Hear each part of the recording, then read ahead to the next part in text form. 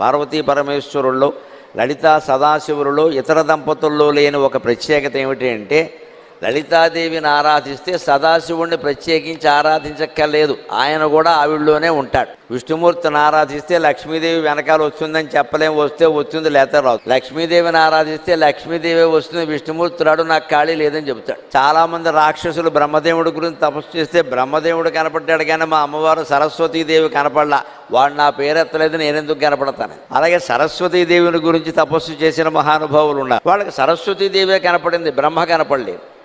ఇతర దేవతలకి లేనిది లలితా సదాశివులకి పార్వతీ పరమేశ్వరులకు ఉన్నది ఏమిటంటే, మనం అమ్మవారిని ఆరాధిస్తే అయ్యవారిని ప్రత్యేకించి ఆరాధించక్కల్లా, అయ్యవారిని ఆరాధిస్తే అమ్మవారిని ప్రత్యేకించి ఆరాధించక్కల్లా, వాళ్ళు అర్ధనారీశ్వరులు. అందుకే శ్రీమత్ సింహాసనేశ్వరి, ఆ సింహాసనం మీద ఎప్పుడూ అమ్మవారే కూర్చొని ఉంటుంది హాయిగా, ఆవిడలో సగం ఆయనే.